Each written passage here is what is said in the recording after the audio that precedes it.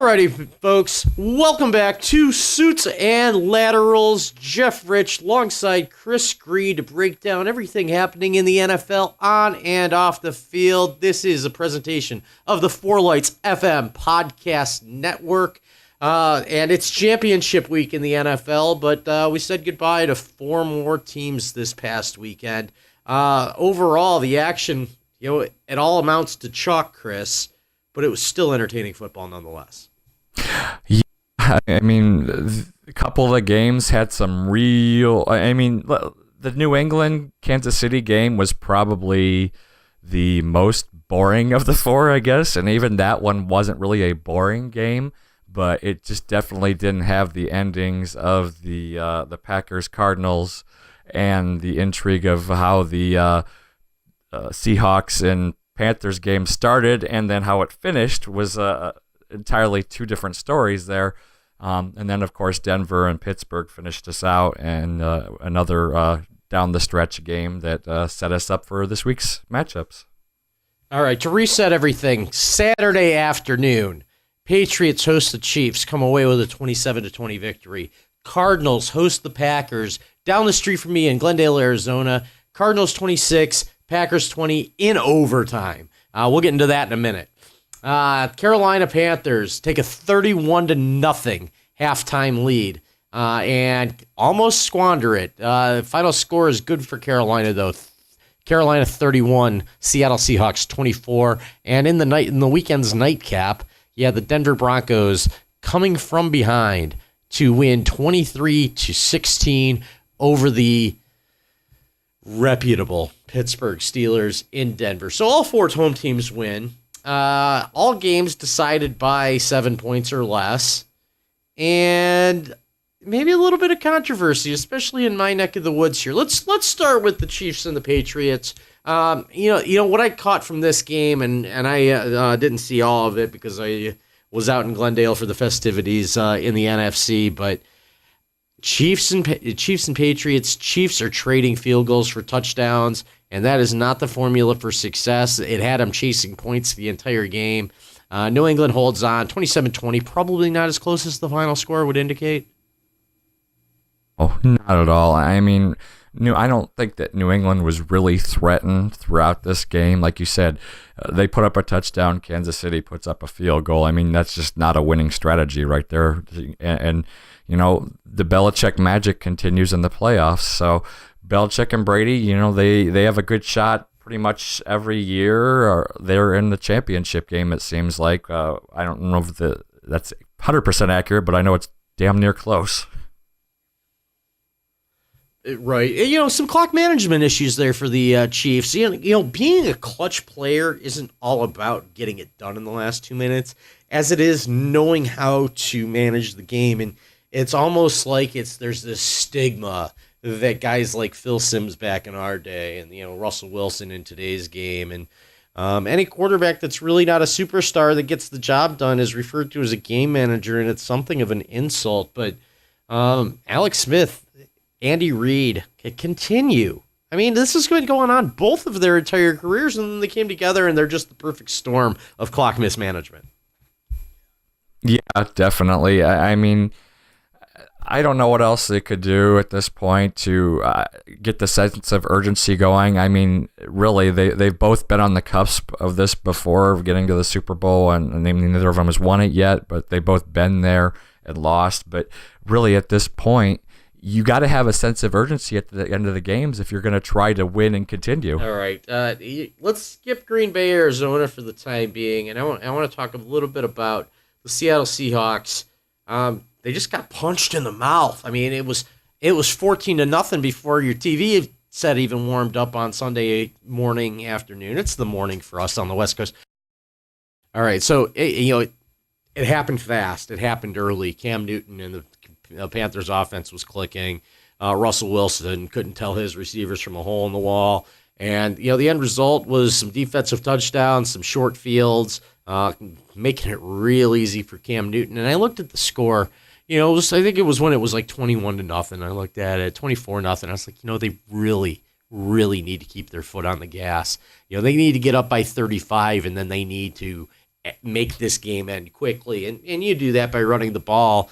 I'm not sure, a decrepit, aging Jonathan Stewart and really a never was, has been and a never was in Foswit Whitaker, but affectionately known in the Texas Longhorn circle, as well as the Carolina Panthers circle as Fozzie. But they just don't have the running game to get it done. You put it all on Cam, and it's tough to put your foot on the gas. It's tough to look at that scoreboard and have any sense of priority. And it very, very nearly burnt the Carolina Panthers in the divisional round. Seattle just kept chipping away at it. It's 31-14, and you're like, yeah, no cause for concern just yet. Then it gets to 31-21, and it's still a 2-possession game. And for Carolina's sake, thank God it was. They kept chipping away at it, and here we are, just like at last year's NFC Championship game. Seattle finds themselves in a position where they need to recover an onside kick to advance. Odds are roughly about 1-11 of recovering that, unless you have the element of surprise going like Nick Saban had in the national championship, about 8 days ago. But when the odds are against you like that, you look at Seattle as one of those teams that's probably going to recover that onside kick. A good kick. Still, Carolina did their job. They recovered the football. They nail it out. They end the game. And they escape with a 31-24 win. You could say this is a lot like that Patriots-Chiefs game, where probably not as close as the final score would have indicated. But I mean, truly a tale of two halves there, right, Chris? Oh, yeah, you just read my mind. That's exactly what I was thinking, is that it was definitely a tale of two halves. In the first half, it was all Carolina. In the second half, it was all Seattle, but they just didn't have enough. I mean, let's be honest. In the history of the NFL, the only time, at least that I can remember, that there was the comeback from that big was the Bills and Oilers game, where they came back from, was it 35 down, I believe. And that's the only time that's happened. You just can't put yourself in that kind of hole. And it was just, like I said, it was amazing. I mean, it wasn't even it was 2 minutes into the game and it was 14-0 already. I just didn't expect that. I mean, Seattle couldn't do anything right in the first half. They either threw the ball to the other team, whether it was Luke Kuechly intercepting it, returning it for a touchdown, or they couldn't stop Carolina on offense. Now, I don't know what happened at halftime that Carolina disappeared in the second half. They were just playing so conservative or what, but it really was a crazy way that game went. All right. You said that Seattle came up just short. Playing without Thomas Rawls, relying heavily on Christian Michael, and it didn't seem like they had 100. Did it really seem like they had all of Marshawn Lynch's try factor? Do you think that they got 100% of Marshawn Lynch? Because you saw him in spurts, but you never really saw him take over a game. And the game that really sticks out to me is when they were 7-9 hosting the New Orleans Saints a couple of years ago, and you had that earthquake run by Lynch. And maybe I've set the bar too high, but I just think that he kind of checked out after the Super Bowl, after Pete Carroll and Bevel went in a different direction on the goal line. I think that he came into camp about half ready, and he's just been bouncing back and forth from injuries. And granted, that's a man's sport, and these are real grown man injuries. And I 100% trust that if Marshawn Lynch says that he can't go like he did against Minnesota, that he really genuinely can't go. And when I say that he's you don't get 100% of him, I don't think that it's his attitude as much as it's his capacity. Fighting through these injuries, fighting through the age that he really is, and fighting through all those miles that he's put on both in Buffalo and Seattle. Well, yeah, I mean, you have that to look at. You also have the fact that he hasn't played since, early November, I believe, is when he had the injury. So coming back and trying to be, expecting somebody to be at top form after missing that long and not in any game competition's a big difference than, just coming back for a few plays here or there. I mean, I think he gave what he could, but he didn't have the impact. I mean, you saw a couple of times he moved the pile, but really, he wasn't much of a factor in that game. Yeah, he ate up a lot of clock with a couple of his runs there. When to be fair, Seattle had time to run the football, but it was just like, you take these 7 to 10 second run plays, you add Marshawn Lynch to the equation, and they end up being 12, 14 second plays. I'm not sure in the end that it mattered. All that matters is they weren't able to recover the onside kick, and all that truly matters is that Carolina just did what they had to do in the first half. I was trying to think of a number that was safe to take your foot off the gas.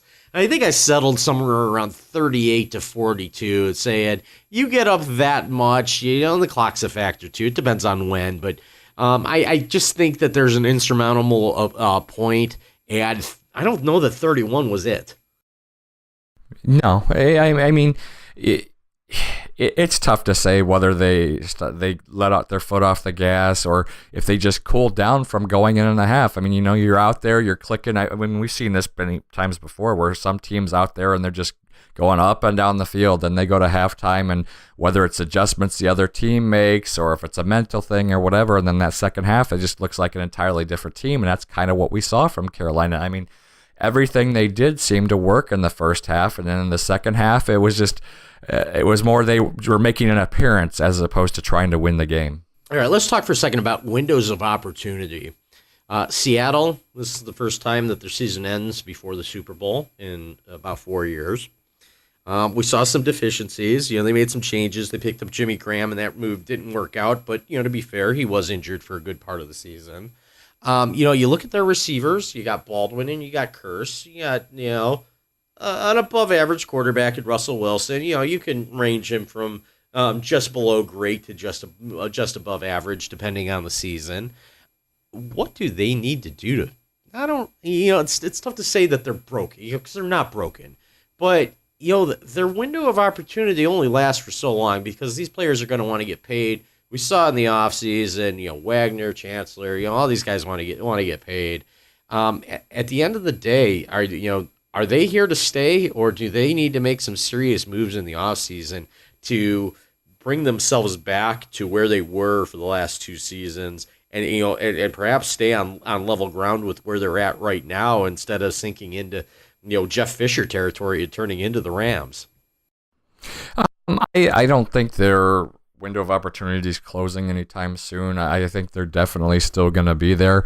I think they could use a little bit of youth on their front seven on the defensive side. I mean, I know they have Bruce Irvin's coming up, and he wants to come back at possibly a discount. So, I mean, that's a big pass rush person right there. But I think they have a Taba Rubin. We know him well from the Browns, and he's got to be mid to late 30s at this point, I would imagine. Well, he was drafted out of Iowa State in 2008, and the only reason I remember that is because he is basically the only player worth a damn that the Cleveland Browns selected in the 2008 draft. Sure. So, but I mean, he's a solid player, but he is starting to get up there, obviously, in years. So I think they could use some youth on their line. I think they need another impact playmaker on offense, especially if Lynch is going to be gone. I mean, yes, Rawls did make some plays, but it's not a league where you can only have one running back anymore. You have to have multiple running backs. I think the perfect example of that is the Kansas City Chiefs. They recover from Jamal Charles' injury, and you obviously can't replace Jamal Charles, but Charkandrick West was a suitable replacement throughout the season. Got Kansas City to the playoffs and darn near a division title. It takes a little bit of pressure off of Alex Smith. But same question about the Chiefs. Window of opportunity probably opening up a bit more rather than slowly closing, and room for improvement there. I think they still have a lot of room for improvement on the offensive side of the ball. I mean, I don't watch the Chiefs as much as I think you do. Other than Kelsey, do they really have any receiving options for Alex Smith? Absolutely not. I mean, they're trying to get it done. And, it's kind of the same way it was in Philly. Not quite Smurf receivers, but no real physical body on the perimeter there. And the way that I'm sorry. They do have Macklin, but he was hurt in that game. Yeah, they have Macklin, but it's a replica of Philadelphia under Reed. You're right, exactly. It's really tough to see them being anything other than a very good football team. I don't know that there's, without overhauling some position on that. I think their defense is really good, but without overhauling some playmakers on the offensive side of the ball, up to and including Alex Smith, I'm not sure what their ceiling is. They may have reached it at 10-6 in the 2015 season. Yeah, that wouldn't surprise me at all. Okay, let's talk a little bit about Pittsburgh and Denver. Pittsburgh obviously had some injury concerns coming into the game. Not to say that Denver's completely healthy, especially at the quarterback position. No Antonio Brown. Bryant has a decent game. Roethlisberger is serviceable. A serviceable Roethlisberger is better than a 100% most of the quarterbacks in the league. Low scoring affair. Denver gets it done on the ground in the end. Takeaways from that game, first of all. To the football. It always comes down. It seems like there's always a big turning point with a turnover there, and Pittsburgh's driving there at the end, going for that extra score to put away the game. And was it Toussaint? Is that how you pronounce his last? Yeah, Fitzgerald Toussaint from the Steelers. Yeah. And he fumbles away the ball. Broncos get it, drive down the field, take the lead, ball game. Kind of reminiscent of Jerome Bettis back in 2005. He fumbles against the Colts. They run it almost all the way back. I think Roethlisberger made a big tackle at the end there, and then they end up salvaging that game against the Colts, extending Bettis's career, allowing him to go to Detroit, and with some significant help from the officials, they were able to defeat the Seattle Seahawks in that Super Bowl. Denver, Manning or Osweiler, not only this coming week against Tom Brady and the New England Patriots, but going forward, is this Brock Osweiler's team? Will Peyton Manning be back, or is it really contingent on what Denver does over the next 3 weeks? I think that's the $1 million question. I mean, you could argue it both ways. I mean, do you just jettison a legend away like Peyton Manning for somebody who showed some flashes but is still very unproven, or do you just look at, was this year a aberration for Peyton Manning and he's still got something left in the tank? Obviously, Osweiler is a free agent as well, so I think that's going to play into it too. I expect that there's a good chance that both of them may be back next year, or depending on what happens in this game against New England, and if they can advance, I think that could also tell us a lot about Peyton Manning's future. They have Gary Kubiak, who's something of an offensive genius, though probably created in the shadow of Mike Shanahan when they were both on the Denver staff before Shanahan went to Washington. Kubiak went to Houston. It's all kind of come full circle, except Shanahan's out of the game. You have Peyton Manning. You have a great run game. You have some marquee receivers, but it's really the defense you pride yourselves on. And I'm looking at both conferences, the AFC and the NFC, and what do the number one seeds have in common? They have a stout defense. We might be able to see it on the field in San Francisco here or in Santa Clara here in a few weeks. But the eyeball test. What is the eyeball test of Chris Green? Who has the better defense between Denver and Carolina? Between Denver and Carolina, I like Denver's defense a little bit better. I mean, it's very, very close, but I think Denver gets a little bit more pressure on the quarterbacks than Carolina does.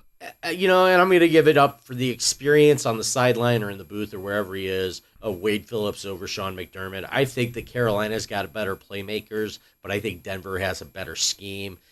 They're not over-aggressive in rushing the quarterback, whereas that's kind of Carolina's MO on the defensive side of the ball, is just clobber the quarterback, force them to run the ball into your stout front seven, or go one-on-one with Josh Norman, which is a fool's errand. Definitely. I mean, we've seen enough of the discussions about how good Norman is this year. Obviously, there was the issues with Odell Beckham a few weeks ago that come into play. And, these cornerbacks all have a huge ego. So according to him, he's probably the best cornerback in the league. Okay. Game of the week time. Packers at Cardinals. Week 16, decidedly in the Cardinals' favor at home. 38-8 victory. Green Bay really never got out of the locker room in that game. This one decidedly closer. Still, the Cardinals had plenty of chances to close it out in the fourth quarter. You give Rodgers even one tick on the clock, he has the opportunity to burn you. Even without Jordy Nelson, he's got a guy that had 95 yards receiving in Janus, and this guy has 100 yards in his first postseason game. A lot of them coming on 41-yard Hail Mary that, to the cart. I think it needs to be renamed the Hail Aaron. Oh, stop. Doug Flutie. I don't know Doug Flutie, but I think he just texted me to say that he's offended, Chris, because... Yeah, Doug Flutie done it once. Rodgers has done it twice this season, and technically you could say he did it 3 times or twice in that game. Yeah. And only one of them went in the end zone. Didn't Tim Couch throw 2 Hail Marys? I'm thinking versus Jacksonville and at New Orleans in the first season. But, at the end of the day... different circumstances. Oh, of course. And obviously... that Monday Night Football but like game you said, the Flutie one probably wins as far as the importance of it. Well, I digress. Flutie or even Cordell Stewart, it's always good when Michigan loses too. So, I got to give some props to Cordell Stewart. That was probably the longest Hail Mary that didn't involve a lateral. You had a tip on that play, but good stuff all around. Exciting football is what it's all about. Those are kinds of plays that we'll talk about for a while, but I'm not so sure on this particular Hail Mary from Rodgers to Janus there, just because it extended the game, but it didn't win the game, and Green Bay did not win the game. So we go to overtime, and that's kind of where the debacle begins with the coin flip. Clete Blakeman, to his credit, lack of flip.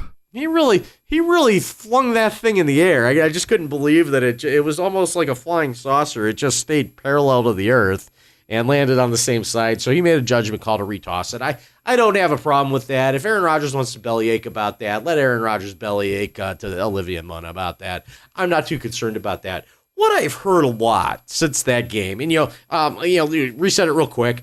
Cardinals get the kickoff, and they basically just go to Larry Fitzgerald to have one of those games that legends are made of. Yeah, Larry Fitzgerald definitely took it up another notch. Going into this season, there was some debate about whether Arizona would even bring him back, and he ends up, Bruce Arians brings him back at a reduced rate, moves him to the inside, and you know what? Sunday is exactly why you have Larry Fitzgerald. He carried that team to a win. Oh, absolutely. It was kind of cool the way that they were obviously trying to give him the game winner, whether it was the fade route on first down and then the little shovel pass. And what was cool about the shovel pass, and I think I've just bored every client, colleague, friend, family member with this, is that he got to finish. He got to basically finish from where he got tackled, take the ball, and go into the end zone at the same spot if he'd have been able to break that long one for the win. But in the end, Cardinals win 26-20. Now people are having a problem with this overtime rule because the Cardinals still had to score a touchdown in order to walk off the field. They send Chandler Catanzaro out there to kick the field goal. You give the ball back to Rodgers, and I think that that's a dangerous formula. Now, Packers fans are going to say, a coin flip decided that Aaron Rodgers doesn't get to touch the ball in overtime, which is accurate. Okay, the coin flip determines that, but Green Bay's got to play defense. This is I've heard arguments that they need to go back to just sudden death where the first score wins, and I think that there's something to be heard with that. That holds a little bit of water. Then I hear these guys talking about how they want to, how college has it so right when they take out, defense for the most part, and you just play red zone defense. They take the punting game out of the, the punting element out of the game, and I don't like it. I don't mind the formula where you play innings basically, but I think 25 yards doesn't really allow a team to exploit all of its strengths unless its strength is red zone offense and defense, which has to be good. And you don't get to overtime without playing well when you get inside the 20. But there's a game to be played between the 20s. It's a big football field, and I think when you take 75 yards away from the football field, it's not good. So, give me a few of your thoughts on overtime. I was pretty complete there. I'll be honest. I don't like the way they have it set up. The coin flip. They were trying to take the coin flip out of it when they made the change, but they really still haven't changed it. Because let's be honest. There's two ways to win the game now. If you're the first team, you either get a the defense gets a safety or the offense scores a touchdown. Otherwise, the other team gets an opportunity to tie the game. Now, I don't like the college one either, where you're, like you said, you're only playing red zone game pretty much, which ends up meaning there's at least another 3 to 4 scores in a lot of those games, which really jacks the scores up. I don't think that's necessary either. I think if you're going to give the other team an opportunity, that's fine, but give them an opportunity whether the one team scores a touchdown or not. Yeah, I was trying to think of solutions. I thought of something crazy like having 2 kickoffs. You kick the ball off, and the other team, plays regular football. Tries to get the ball down the field. They kick the field goal, they score a touchdown, regardless of what happens on that opening drive. Or if you miss on 4th and 25 from your own 1-yard line, regardless of how that possession ends, you kick the ball off. But I don't know what to do after that, quite frankly, because you're right back in the same situation. Or you place, or you put it all on the coin flip. I just didn't care for the way the games ended, especially if you had a kicker like Vinatieri or Vanderjagt or Gostowski, where if you lose the coin toss, Tom Brady's got to get you basically 35 yards, and your team's going to lose. So I like the fact that you have to go the whole field. I think it adds an exciting element. I think that it's all about entertainment. I don't like everything the NFL does, if you've listened to me over the last 23 weeks or so, Chris. But I really like the way that they've created this. I think it provides an interesting element, and I like having to root for the team to score. The old overtime stunk. I mean, you get into field goal range, you center the football, you kick the field goal, and you don't really get any bonus football. You just get you get about seven passing plays, 3 or 4 first downs. And, it's on the, it's all on the foot of a guy that weighs 88 pounds soaking wet. So I like taking the kickers out of the game a little bit and making it a football game. But I could understand the grievances, and I could also understand the support, being that I am a proponent of the current system. Yeah, excited. I don't know what the answer is. I think I'd like it better if each team got an opportunity to have the ball, no matter what the result of the first drive is, and you go from there. I think it gives everybody a chance to at least, and you know what, if each team continues to score, then that's fine. But like you said, I just assume they go the whole field as opposed to going 20 yards. So, but I doubt that it'll change. I think they're pretty content with how it is now, but time will tell. Did Arizona get away with one not playing their A game on Saturday night? Yes, I definitely think they could have played much better. I mean, you could argue that they got away with a penalty there at the end as well, that on the score that won the game. So it's, you know what, it is what it is. They won the game. They're going on against Carolina this week. And let me ask you this. Is this game really going to be our Super Bowl as opposed to the real Super Bowl? No. We've got 4 really good teams. I don't think there's a bad combination of teams that will meet in Santa Clara in a couple of weeks. I think that this is I think this is a great tournament. I'm not saying that the AFC teams are bad, but I mean, you look at the Broncos. Yes, the defense has been a stalwart, but who knows what you're getting with Peyton Manning at this point. So I think that could possibly lessen their appeal somewhat. And the Patriots, I mean, there's always something going on with them. Yes, they're one of the stalwart teams, but there's always that asterisk behind what they're doing too. Are they have something up their sleeve going on too, or not? I'm just saying overall, really, the 2 best teams in the NFL this year have been Carolina and Arizona, I think, plain and simple. So that's why I asked that question. I remember back, in the 80s, the heyday of Ditka's Chicago Bears, and how much more dominant the NFC teams were than the AFC. So, I mean, that's kind of my bar for this conversation, and I don't think that we're at that place. I don't think that there's a participation ribbon to be given to the AFC champion when they show up at the Super Bowl. I think it'll be a competitive game, again, regardless of who's on the field and regardless of who's behind the mic. We're here every week with Suits and Laterals. Find us at suitsandlaterals.com. Download us on Stitcher, iTunes, wherever you get your podcast. We're probably there. You can get us at suitsandlaterals.com. Follow us on Twitter. The show's Twitter handle is @suitslaterals. I, Jeff Rich, am at by Jeff Rich, and Chris Green is at CGRN731. Thanks for listening, everybody. This has been Suits and Laterals. We'll catch you next week, everyone.